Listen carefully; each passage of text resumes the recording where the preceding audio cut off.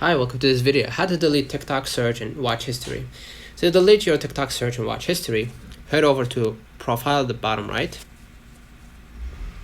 Now go to your top right menu, 3 lines in the top right corner, hit settings and privacy.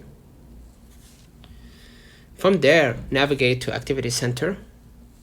I'm gonna go first to search. Select at the top right,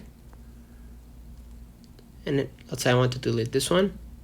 Double click to confirm that you want to delete this search. Same goes with watch history.